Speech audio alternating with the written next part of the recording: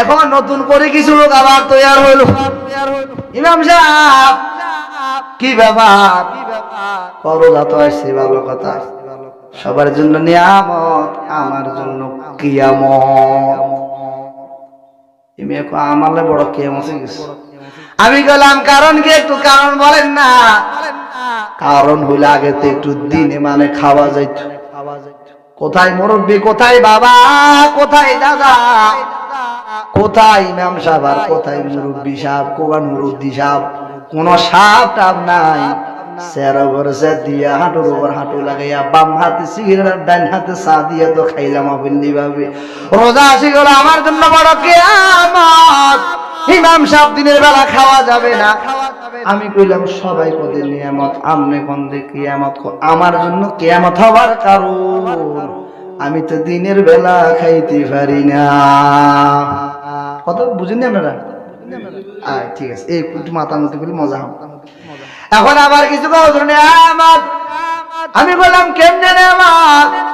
মানে আমার হলে যাই হোক, আল্লাহ শুকর, দিনে 10-12টা করে সুংরা ডাইনতে মোটামুটি আল্লাহ রোজা রসুলের হেফাজত করছে।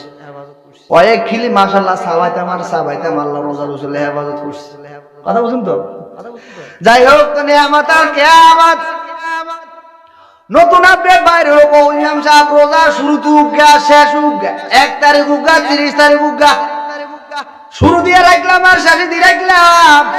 আমি কইলাম মাঝখানে একটা কই আওসাদ কই, মাঝখান টাসখান হুজুর বুঝি না, একটা বান দিলাম দেখি রোজা কোথায় যাইটা রে, ভালা করে টাইট করে দিলাম। আমার কিছু তৈরি রয়েছে হুজুর ইমাম সাহেব, আর খাইতাম 3 বেলা, এখন খাবো মাশাআল্লাহ। বেলা হিসাব নাই। আমি গেলাম একটু হিসাব দেন না। হিসাব করতে গেলে তো বহু হিসাব। ভাই স্ত্রী রাত্রে উঠে খানা গেলে একা একা ভালো লাগে না। স্বামীকে বললো আমার পানের স্বামী উঠি যাও, সেরি খায় নাও, বরকতের খানা খাও, শান্তি পাইবে, হয়তো আল্লাহ তাআলা রহমতের খানা খাও, বরকত হইতে পারে। স্ত্রীর আদেশ করার জন্য আমি রাত্রে একবার খাইলাম, আবার নামাজ কালাম নাই, ঘুমাই গেলাম। 8টা বাজে উঠি, সন্ধ্যার জন্য স্ত্রী খানা রাখলাম, আর উঠি খাইলাম। আবার 1টা বাজে সন্তানের জন্য খানা রেডি, সেইখানেও মাশাআল্লাহ আমি অংশগ্রহণ করিলাম। আসরের নামাজের পর ইফতার রেডি, আবার আমি ইফতারে সেখানে উপস্থিত। সেটা তো হলো আবার যখন মসজিদে এসে তারা সেহরি শুরু হবে, ইফতারি শুরু হবে, সবার আগে আমি সেইখানে উপস্থিত। যদি আল্লাহ মাফ করা, যদি একটু দিতে দেরি হয়, সামনে রেডি হলে আজান দেওয়ার আগে আমি শুরু করে দিই। কি হালত! এরা রোজাদার, কঠিন রোজাদার, আমাদের চাইতে হালাত। সারা দিকে তাকান জানা, খাইতে খাইতে কাকলোট হয়ে গেল। মসজিদ আলে তাড়াতাড়ি করেন, ইমাম রামিয়া আজান দেন, 2 মিনিট দেরিতে সহ্য হয় না। আমি বললাম কি ব্যাপার? খাইতে খাইতে লোট, আপনি চালু করেন না, আমি ধৈর্য সহ্য হচ্ছে না। জি বাবাই ঠিকই, সারাদিন খাইতে খাইতে আমি কালান্ত। ওই বেড়া কার 2 মিনিট না 5 মিনিট বড় হইল কোন সমস্যা? 15 ঘন্টা লাগতেছে, আর 5 মিনিট কোন সমস্যা হইব? 1 ঘন্টা রাখো, শুধু খাইতে আছে আর খাইতে আছে, আর কালান্ত হইতে আছে। আহারে রোজা হনো শেষ না, আহারে রোজা হনো শেষ না। আল্লাহ বুঝার তৌফিক দান করেন। কিন্তু বছরে একবার আই, বছরে কবার আই, রমজান মাস কবার বছরে, এই জন্য কদর বেশি, কদর করা চাই, চেষ্টা করবেন। আল্লাহ আপনি আমাকে তৌফিক দান করেন, আমি মাহে রমজানের 30 দিনে যেত 30টা রমজান রোজা রাখতে পারি। সবাই আমিন বলেন। দুনিয়ার যদি কোন নেতা নেত্রী যদি বলে তুমি আজ থেকে 5 ওয়াক্ত নামাজ পড়বে, আমার মনে হয় এমন কোন ব্যক্তি নাই, যদি সে বাস্তবে তাকে অনুসরণ করে, আশা করে যদি সে কোন একটা কথা বলে, সে ফেলাইতে পারবে না। ধরুন আমাদের এমপি সাহেব যদি বলা হয় হাতিয়ার সমস্ত মানুষ সোজা রাখবে, আশা করি সবাই রাখার চেষ্টা করিব। যদি প্রধানমন্ত্রী বলে সবাই 5 ওয়াক্ত নামাজ ঠিক মতো আদায় করিবা, ওযু না থাকলে ভয় হইল নামাজ পড়বে, কারণ আদেশটা প্রধানমন্ত্রী। আল্লাহ তাআলা বলেন ইয়া আইয়ুহাল্লাযীনা আমানু, ওহে ঈমানদারেরা, কুতিবা আলাইকুমুস সিয়াম, আল্লাহ তাআলা তোমাদের উপর রোজা ফরজ করে দিয়েছে। এটা আল্লাহ পাকের আদেশ, নির্দেশ দিয়েছেন, বান্দা আমি তোমাকে একটা হুকুম দিয়ে দিলাম। হুকুমটা কি? কুতিবা আলাইকুমুস সিয়াম, তোমার উপর রোজা ফরজ করে দিয়েছি। আমি বলছি, দায়িত্ব পালন করা তোমার কাজ। ভয় পাওয়ার কোনো কারণ নাই, কারণ তোমার আগে যে সমস্ত উম্মত ছিল পূর্ববর্তী, ওরা রোজা রাখছে।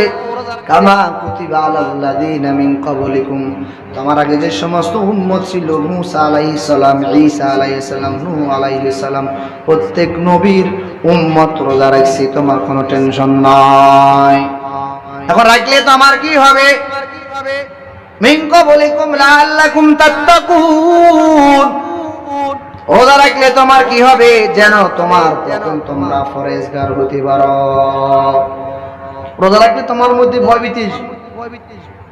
দেখেন, রমজানের রোজা এত গুরুত্বপূর্ণ বিষয়। পৃথিবীর যদি কোনো ব্যক্তির কথা বলে, ভাই আপনি 15 ঘন্টা কিছু না খাই থাকবে, আমার মনে হয় না যে এই বেলা 15 ঘন্টা না খাই থাকবে। চুরি করে খাইলেও চেষ্টা করবে চুরি করে হইলে খাবার জন্য, কিন্তু আল্লাহ তাআলার হুকুম, আল্লাহ পাকের আদেশ, আল্লাহ পাকের হুকুম মতন আল্লাহ পাকের খাঁটি প্রিয় বান্দাগণ 14 ঘন্টা, 15 ঘন্টা, 16 ঘন্টার মতো না খাই থাকতে পারে। যদি পৃথিবীর কোন ব্যক্তি একজন সাথে একজন পুলিশ দিয়ে দিল, ও পুলিশ তোমার ডিউটি, এই ব্যক্তি কিছু খা কিনা দেখবে। আচ্ছা একটু বুঝি বলেন তো, যদি ওই বেটা গোসল করতে যা, পুলিশ কেউ লাগা যাইব নি? পুলিশ লাগা যাবে? গোসল করতে গেলে পুলিশ লাগা যাইব? অথবা বাথরুমে গেল জোরে সারার জন্য পুলিশ, ঠিক আছে যান। এখন আল্লাহ পাকের ভয় যদি ভিতরে না থাকে, ইত্তাকুল্লাহ, যদি আল্লাহ তাআলার বাস্তবে যদি ভিতরে ভয় না থাকে, মালিককে ভিতরে ভয় না করে, পুলিশ নাম্বার 1 নাম্বার ভিতরে যাইয়া টানবো কি টানবো না? টানবো কি টানবো না? পুলিশ তার ভিতরে। আল্লাহ পাকের ভয় কাকে বলা হয়? অথবা বিশেষ কোন প্রয়োজনে গোসল করতে গেল, পুলিশ তার গোসল করার জন্য যাবে না নাকি ভাই? পুলিশের জায়গাতে রেডি, বেচারি বিবাস আক্রান্ত হয়ে গেল, কি করা যা? আল্লাহ পাকের ভয় ভিতরে নাই। মাশাআল্লাহ দিলে গোসল করার জন্য যাই, ডুব দিল, ডুব দি মাশাআল্লাহ খাইতে আসে আর খাইতে আসে, খাইতে আসে আর খাইতে আসে। পুলিশ বলে কি ব্যাপার, উঠতে দেরি হয় কেন? গরমে